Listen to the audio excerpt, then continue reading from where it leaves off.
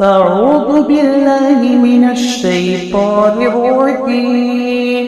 بسم الله الرحمن الرحيم.